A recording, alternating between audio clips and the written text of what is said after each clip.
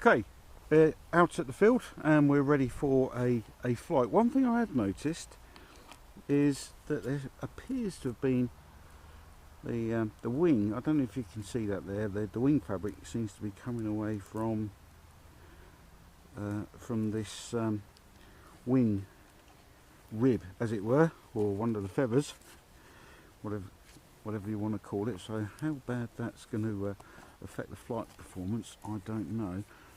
It might be that I'll take that back and put some more stronger glue on there, if that's possible. Right, let's give this a go, shall we, and see how it performs. Let's just check. Got right aileron, left aileron, or left turn and right turn, if you like. They're all fully on. So here we go. So this is the start button, and give it a left turn.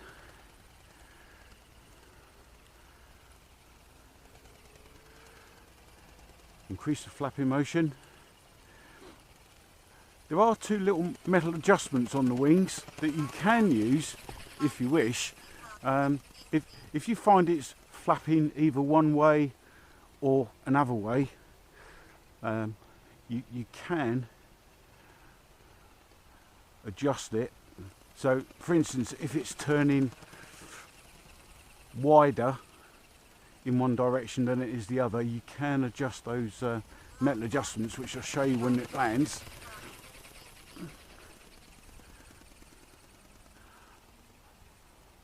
Last time I was flying, last week, we had the local buzzards come and pay it a visit.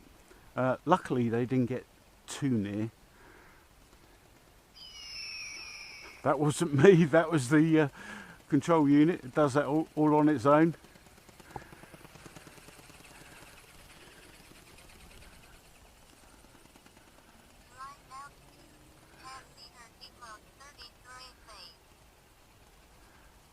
I'll tell you what to do.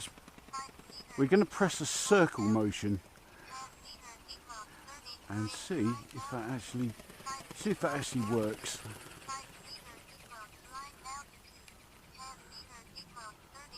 Okay, so we should hopefully have it going around. No, it doesn't seem to be wanting to go around in a circular direction all on its own. Let's increase the flapping motion, or increase the speed.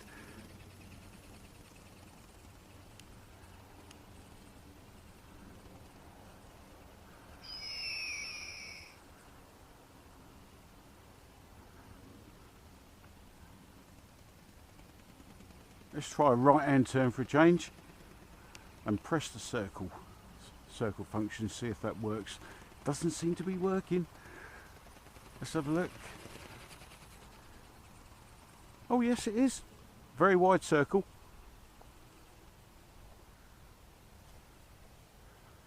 I was hoping maybe for a tighter circle, but that'll do. Let's press the circle function whilst I'm pressing the right hand side, and let's see if it does a right hand turn.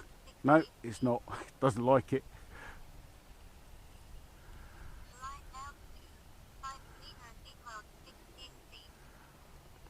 I do like the constant altitude indications that you are getting.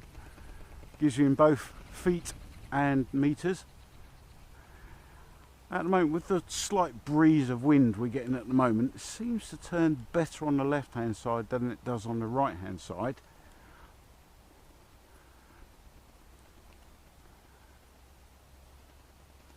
Increase the flapping motion there. There you go. I'm finding the combination of, if you don't just press and hold the right turn and just punch it every now and again, you seem to get a little bit more of a better, a better reaction.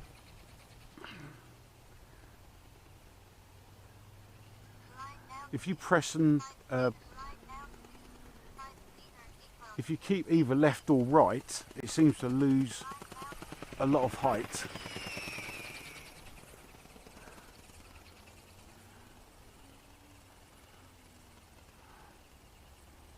And you do have to keep pressing the increasing the flap, because it will default to its standard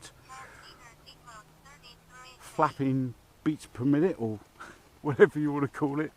But there you go, that's flying hands off, and in the wind it's gaining a little height, not much. So we'll increase the flapping motion again and see if we can gain a little bit more height.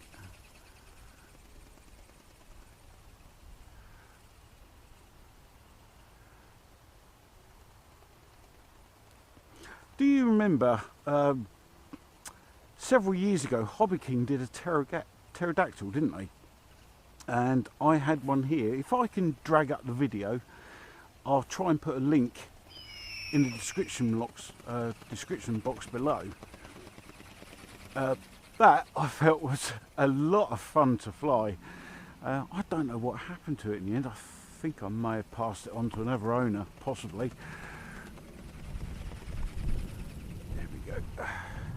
You see, when you hold in a turn, it does drop a lot of height. And I think, there we go, yes, the battery's lost a little bit of its oomph there. The battery, I think, is run out.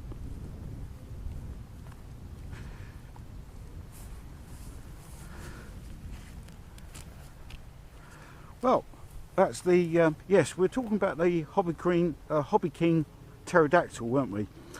That was a great ornithopter.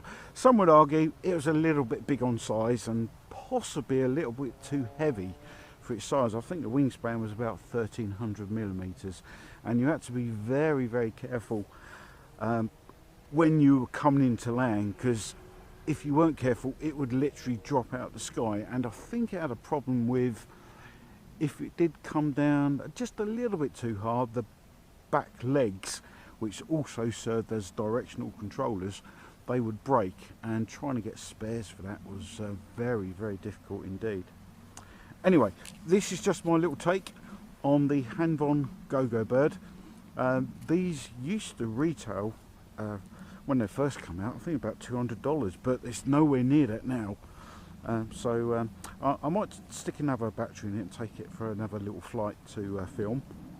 But other than that, yeah, it's a very, very good little fly for what it is. So thanks for joining on this channel, and we've got another little ornithopter to have a look at as well. So we'll see you shortly for that one. Until then, thanks for watching. Stay safe. See you soon. Bye for now.